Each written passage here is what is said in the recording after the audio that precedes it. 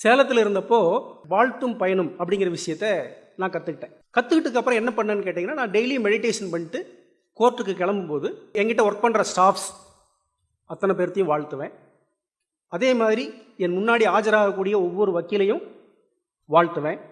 அதே மாதிரி என் முன்னாடி நிற்கக்கூடிய ஒவ்வொரு கட்சிக்காரர்களையும் வாழ்த்துவேன். இந்த மாதிரி செஞ்சதுனால கிட்டத்தட்ட ஒரு 1.5 வருஷமாக எனக்கு எந்த பிரச்சனையும் என்னுடைய பணியில் வந்ததே இல்லை.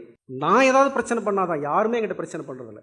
ஒரு அற்புதமான ஒரு ரிசல்ட்டை நான் நேரில் பார்த்தேன் அந்த வாழ்த்தும் பயனில்.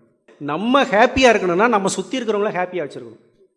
அப்படி வச்சுக்கிட்டிங்கன்னா நமக்கு ஹாப்பினஸ் தவிர வேறு எதையும் தேடியே போக முடியாது. வீட்டில் மனைவி, கணவன், குழந்தைகள், இந்த மாதிரி விஷயங்களை நம்ம அவங்கள ஹாப்பியாக வச்சுக்கிட்டோம்னா நம்ம ஹாப்பியாக இருக்கலாம். இந்த சமுதாயத்துக்கு மிக மிக தேவையானது அன்பும் கருணையும் தான். ஆனால் அதுவே நம்மகிட்ட இல்லை, நிறைய பேர்த்திட்ட இல்லை. ஏன்னா இப்போ நம்ம கற்றுக்கிட்டோம் இல்லைங்களா, அதனால் நம்மகிட்ட இருக்குது. வெளியே இருக்கிறவங்ககிட்ட அதுவே இல்லாதனால மிக மிக பெரிய பிரச்சனைகள், 1000 மடங்கு பிரயோஜனமே இல்லாத காரணங்களுக்காக சண்டை போட்டுக்கிட்டு ஃபேமிலி கோர்ட்டில் வந்து உட்காந்துருக்காங்க டைவர்ஸ்க்காக. காஃபியில் சர்க்கரை இல்லை, ஏன் காஃபியில் சர்க்கரை போடலன்னு மாமனார் கேட்குறாரு. உடனே அந்த பொண்ணுக்கு கோவம் வந்துடுது. ஓஹோ, உங்கள் மாமனார் அப்படி கேட்டானா, வா கோர்ட்டில் பார்த்துக்கலாம். ஒன்றும் இல்லைங்க, ஒரு பொண்ணு வந்து என்ன பண்ணுது, புதுசாக மேரேஜ் ஆகுது.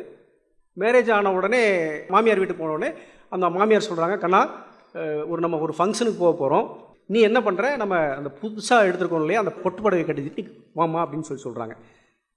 அந்த பொண்ணுக்கு புடவை கட்ட தெரில, பட் அவங்க மாமியாரே அந்த பொண்ணுக்கு பட்டு புடவை கட்டி விடுறாங்க. பட்டு புடவை கட்டிட்டு அந்த திருமணத்துக்கு போகிறாங்க. கோயிலிருந்து வரலாம் அந்த பொண்ணு ஒரு மாதிரி மூட் அவுட்டாகவே போகுது. போயிட்டு வந்ததுக்கப்புறம் நேராக அவங்க அப்பா வீட்டுக்கு போயிடுது. சொல்லாமல் கொள்ளாமல் கிளம்பி போயிடுது. என்னன்னா, போய் 2 நாள் கழித்து வக்கீலிருந்து நோட்டீஸ் வருது.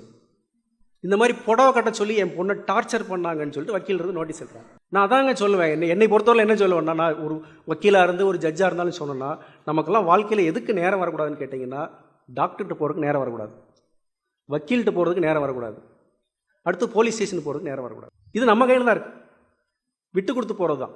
இந்த மாதிரி சமுதாயத்தில் பல பிரச்சனைகளை நம்மளே தீர்த்துக்கலாம். ஒரு ஆண்மகன் குடித்துட்டு வந்து பயங்கர தொந்தரவு பண்ணுறான், வரதட்சணை கொடுமை பண்ணுறான், எதுக்குமே கேட்க மாட்டானா என்ன பண்ணணும், போலீஸ் ஸ்டேஷனுக்கு போய் தான் ஆகணும். தேவையானதுக்கு நம்ம அந்த சிஸ்டத்தை அணுகித்தான் ஆகணும், வேறு வழியே இல்லை. உடல் ஆரோக்கியமாக வச்சுருக்கணும்னு என்ன பண்ணுறோம், உடல் பயிற்சி செய்கிறோம். மனசு ஆரோக்கியமாக வச்சுருக்கு தவம் பண்ணுறோம். உயிரை ஆரோக்கியமாக வச்சுருக்கு காயகல்பம் பண்ணுறோம். இதெல்லாம் பண்ணிட்டு இருக்கோம் இல்லைங்களா. நமக்கு ஒரு வீடு கட்டணுன்னு என்ன பண்ணுறோம், மெட்டீரியல் வாங்குகிறோம், லோன் போடுறோம், பிளான் பண்ணுறோம், இதெல்லாம் பண்ணுறோம் இல்லையா. இந்த மாதிரி நம்ம சந்தோஷமாக இருக்கிறதுக்கு ஒரே ஒரு சிங்கிள் ஃபார்முலா என்னன்னு கேட்டிங்கன்னா, நம்ம சுற்றி இருக்கிறவங்கள சந்தோஷமாக வச்சுருக்கிறது தான். அதை தவிர உலகத்தில் வேறு வழியே கிடையாது. அதுக்கு மகரிஷி கொடுத்துருக்கிற வழிகாட்டுகள் தானே ஒழிய வேறு எதுவும் இல்லை. அன்பும் கருணையும் உங்களை ஆட்கொள்ளட்டும். எல்லாம் வல்ல இறைவன் உங்களுக்கு துணை புரியட்டும்.